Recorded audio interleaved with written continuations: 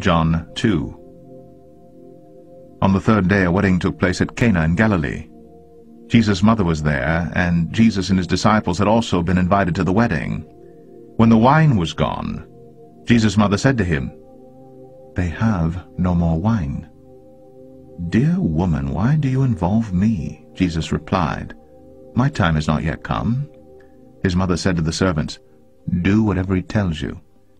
Nearby stood 6 stone water jars, the kind used by the Jews for ceremonial washing, each holding from 20 to 30 gallons. Jesus said to the servants, "Fill the jars with water." So they filled them to the brim. Then he told them, "Now draw some out and take it to the master of the banquet." They did so, and the master of the banquet tasted the water that had been turned into wine. He did not realize where it had come from, though the servants who had drawn the water knew. Then he called the bridegroom aside and said, "Everyone brings out the choice wine first, and then the cheaper wine after the guests have had too much to drink. But you have saved the best till now." This, the first of his miraculous signs, Jesus performed in Cana in Galilee. He thus revealed his glory, and his disciples put their faith in him.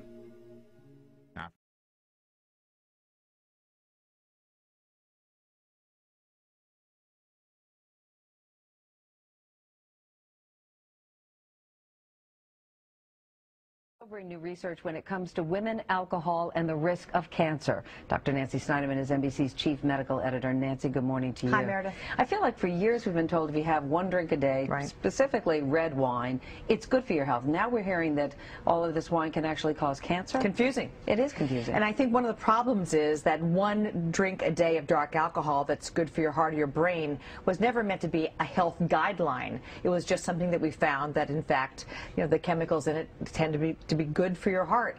But now the study in Britain of almost 1.3 million women showed that women who have 1 drink a day, whether it's a Chardonnay or a beer or a glass of scotch, it doesn't matter. Okay. Doesn't matter. Even that innocuous glass of white wine increases the risk of breast cancer of the breast, liver, rectum, and the upper aerodigestive tract, which means everything from your mouth to your stomach.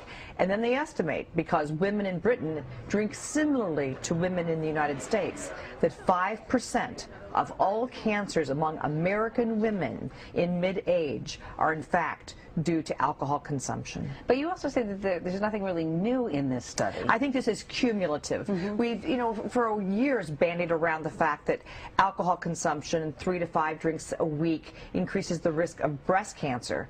Now they're saying, you know what, there may be no safe at all.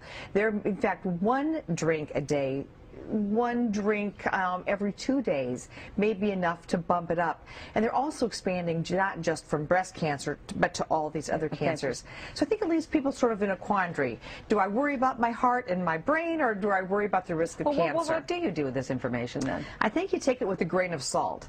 The reality is men get a free pass here. Men metabolize alcohol differently than women. And there is, that seems from this in a rather definitive way, a carcinogenic effect to alcohol. So, I personally will have a glass of red wine when I have a meal, because to me that's part of a meal. And you have that glass of red wine with great respect. However, if I'm in fact worried about my cancer risk and I'm a middle-aged woman and you really don't enjoy alcohol and you really don't need it, you might say, you know what, for me, I'm not going to take this alcohol, but perhaps I'll talk to my doctor about taking an aspirin a day to keep my arteries clear. I think you have to sort of weigh the pros and cons, but the study was well done and it is rather definitive. Is it a greater trigger if you have a history of cancer in your family? No one has looked at that. Yeah. What they really did look at was absolute alcohol consumption. The one sort of not so great part about this study was they didn't look at a drink a day or 7 drinks on 1 day, but they averaged it out. And I think the reality is here, if you want to drink alcohol, know why you're drinking it. Don't drink alone. Consider it part of a food group. But recognize that everything you put in your mouth has its pros and cons. Your brain may be a little better. Your heart may be a little bit better.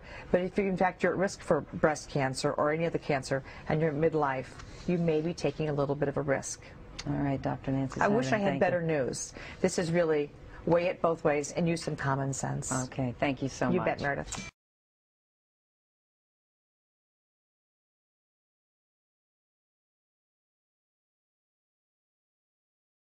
بسم الله الرحمن الرحيم يسألونك عن الخمر والميسر قل فيهما